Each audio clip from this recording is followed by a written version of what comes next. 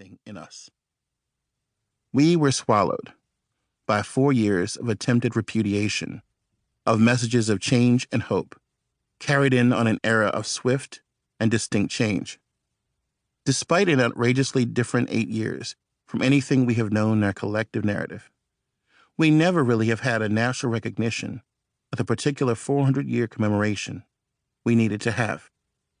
The year 2019 was followed by a year that can only be described as a postmodern idea of Black existence, one completely in need of the wisdom from the past few centuries that exposed all the underlying challenges from before and beyond us. However, I was quite chuffed that no matter what else my inaugural book meant, it stood proudly in defiance at the opening of the Dark Ages. We were here not only before the Mayflower, we were here before the Drumps, and that was not to be forgotten or overlooked. That same era also helped to stall this project. To talk about the cooking gene was to remind people of the Black experience's harrowing journey, bring back an awareness of our accomplishments, and assert a distinctly ethnic branding to our food story over the oft-assumed racial gloss. Meanwhile, all hell was breaking loose, and the growing loss of sleep spoke to our unease. Political scandals came and went like a battery of storms, and many hoped to see the pillars come down. They didn't. Every day was a new flashpoint in the story of Culture Wars 3. Each 24-hour media cycle saw an uptick of red meat policies to punish marginalized, oppressed, and outlier communities.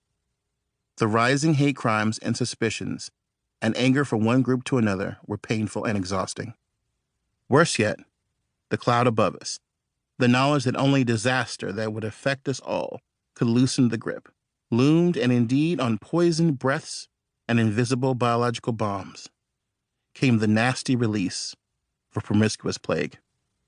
At last, something was present that was crueler to us than we were to one another.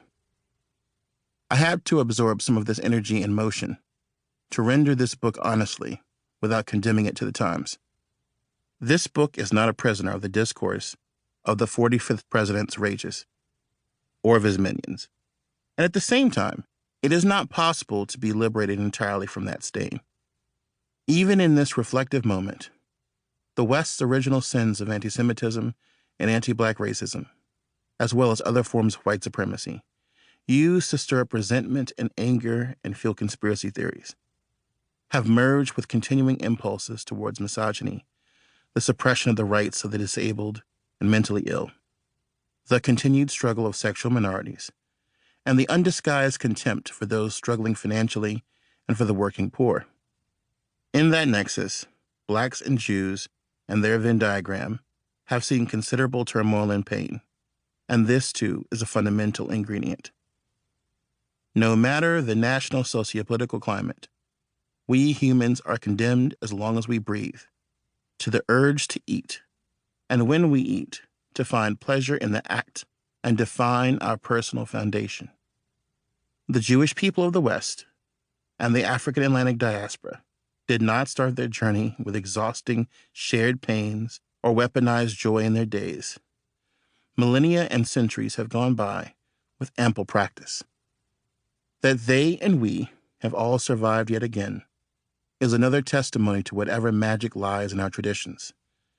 Even when we were starving, our imaginations and hope for redemption formed a feast in our minds that kept us going. We, the outsiders, have time-honored practice at seeking refuge in our pots and peering inside to see ourselves in the days when the outside world erases us. We, the children of the patriarchs and matriarchs of Israel, the children of Mother Africa, are ever finding meaning in our kitchens and our plates to overcome the next chapter of, they tried to kill us, we won, let's eat. I guess. If the cooking gene was a present to African America on the pulse of its birthday, Kosher Soul is recovery food. Kosher Soul is chicken soup for the soul of Jews of African descent, the American and global Jewish peoplehood, and the folks in between, in a spirit of celebration of our endurance and as a motivation for our healing in the raw and tender moment.